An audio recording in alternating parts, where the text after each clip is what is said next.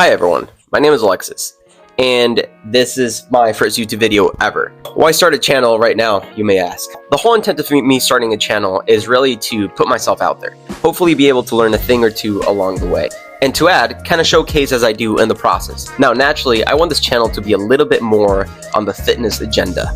But that doesn't mean that I'm not going to share other life experiences, adventures, and even the day-to-day. Because I think that everything at the end of the day has some degree of value. The intent is for others to hopefully learn a thing or two. Now, I'm a certified personal trainer, and I am within 5 months of graduating with a doctorate in physical therapy. Although my goal is to not go really in-depth into the anatomical, physiological, and biomechanical side of things, I might share a thing or two. First episode is going to be called The Shippy. So, what is the Shippy? The Shippy is a 100-mile race situated on the west side of St. Louis in the state of Missouri. Now, you can either do this race alone or in a group of 5 people, where each person is running a leg of 20 miles.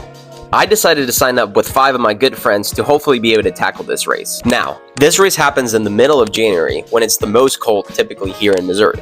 Temperatures definitely get sub-freezing and sometimes even lower than that. So it makes it for a challenging race that at times can get really cold or the varying terrain as it is a trail race as well. For a race like the Shippy, there's really 3 big challenges. Number 1, obviously, the low temperatures and potentially bad weather, which could include snow or sleet. Number 2 is the mileage.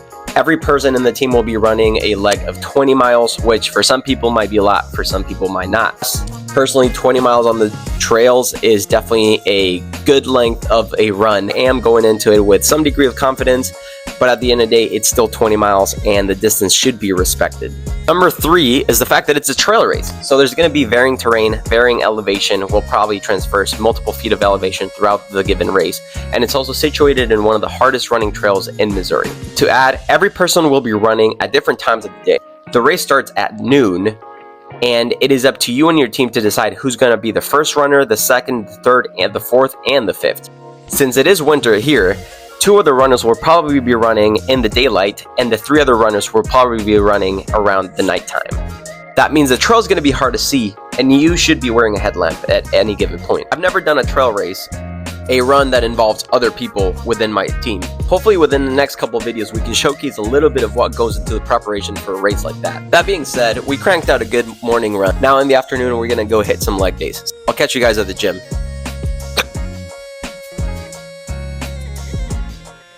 The last one of the movement is 5 reps of a 25-pound plate, holding a squat position between top position, beginning of the hinge, middle, and then bottom, pausing about 3 seconds in each position. Also keeping those knees apart. 2 warm-up sets, right, with lighter weight. Yep, and then we'll go into our actual working weight, which will be 5 sets of 5 with the working weight for today.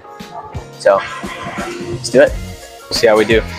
By no means the strongest legs, but something to work on.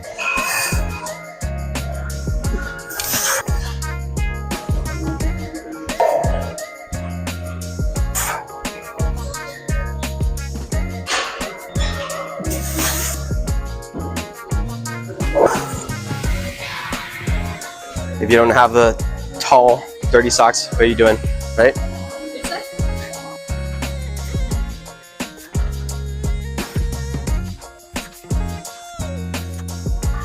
I think intraset stretching is very underrated. A lot of people try to go on their phones to kind of kill the rest times in between their sets. I feel like a much more proactive approach to it would be stretching a body part you're not using for that day.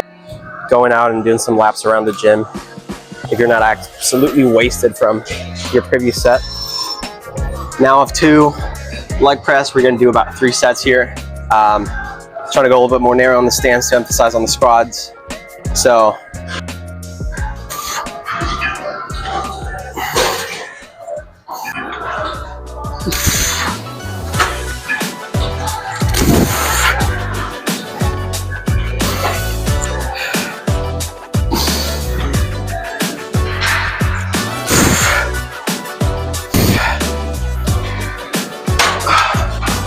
last leg exercise for the day, we're going to do some bodyweight quad extensions. which are awesome for the quad, especially around the knee area, because you're kind of lengthening the quad around the knee.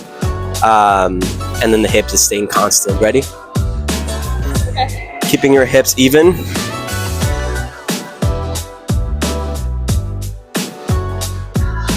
Try to get about 12 of these.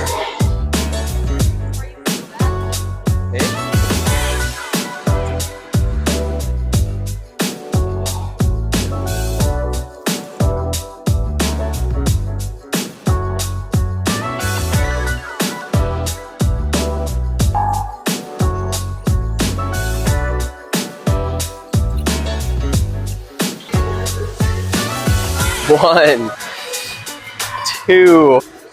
Oh my god, you're gonna make it! Wow.